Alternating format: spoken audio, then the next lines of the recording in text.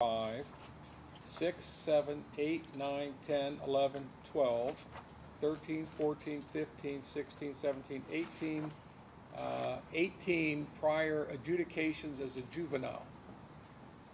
And we're talking pretty serious offenses here. We're talking felony receiving stolen property, several obstructions, a breaking and entering, carrying a concealed weapon, another breaking and entering, a grand theft. 25 CR 42977, the State of Ohio versus Darren Oldham.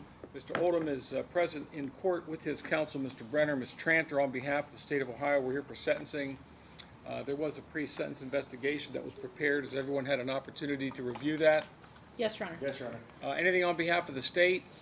Your Honor, the only thing that I have, we will defer to the court as far as sentencing goes. The only thing I would request is that Mr. Oldham be given a lifetime driver's license suspension. He does have 2 prior fail to complies record as a juvenile. While we do acknowledge it would be a Class 2 as opposed to a Class 1 suspension, it still gives the court an option to have a lifetime suspension. And I believe at this point that is justified in Mr. Oldham's case. So we would be asking for that, as well as forfeiture of the firearm in the 977 case. Anything from probation? Nothing further, Your Honor. Mr. Brenner. Thank you, Your Honor. Your Honor, I know we had some conversations back in chambers. I know we've had conversations previously on this case as well. I know Mr. Oldham and his family pretty well at this point. I represented him as a juvenile here in Warren County. I know, obviously, his juvenile record, no way to sugarcoat it, is atrocious. He is still just 19 years old. He is 4 credits shy of graduating high school. He's indicated that he should be able to get that finished up in the next couple of months. That's a goal of his. He wants to be a businessman, Your Honor. And I will say, I think this is a situation where, unfortunately, he faced 0 consequences as a juvenile. And I think that led him to continue those bad decisions after turning the age of 18. I can say, based on my conversations with him and interactions with his family, I think 92 days is the jail time credit total. I think that those 92 days were a wake-up call for Mr. Oldham. That's by far the most time he's ever been incarcerated. Following that, he was on a GPS monitor from November of 25 until May the 14th of this year. And, Your Honor, while he was arrested in Greene County, my understanding, first, that case was dismissed, and my understanding is that warrant was from January 26th, and the offense itself predated either of these incidents. I would ask the court to consider placing Mr. Oldham on a maximum period of community control with a significant amount of suspended time, and to give him the opportunity to show the court the kind of person that he is. Obviously, again, we have a number of prior adjudications, and then here we are in adult court, but he is still just 19 years old. He turns 20 in November.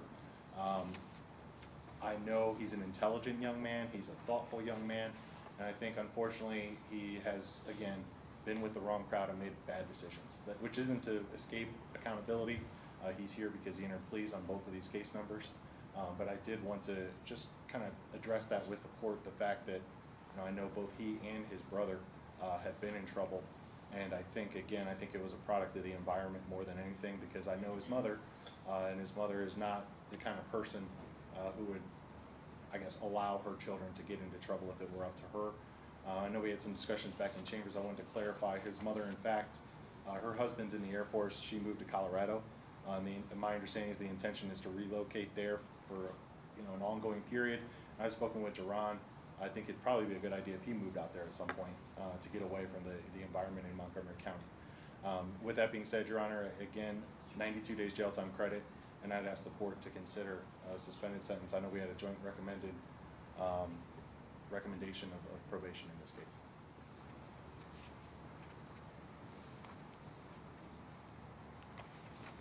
Mr. Oldham, anything you'd like me to know before I sentence you?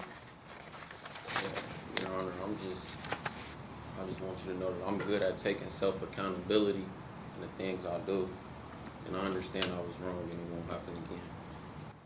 Mr. Oldham, how many times have you stood before a judge and uttered those words? Not once. Never? Never. I find that hard to believe looking at your prior record. You have 1, 2, 3, 4, 5, 6, 7, 8, 9, 10, 11, 12, 13, 14, 15, 16, 17, 18, 18 prior adjudications as a juvenile. And we're talking pretty serious offenses here. We're talking felony receiving stolen property, several obstructions, a breaking and entering, carrying a concealed weapon, another breaking and entering, a grand theft, theft of motor vehicle, a burglary, another breaking and entering, 2 failure to complies, which is the offense you're in front of me for, another grand theft of an auto, felony receiving stolen property, and then there's is that a third failure to comply? How do you explain that? I mean, and then I look and see what the court has done for you. Suspended commitment, suspended commitment, suspended commitment. It doesn't seem that you've learned anything from your prior experience, extensive experience with the court system. Explain that to me.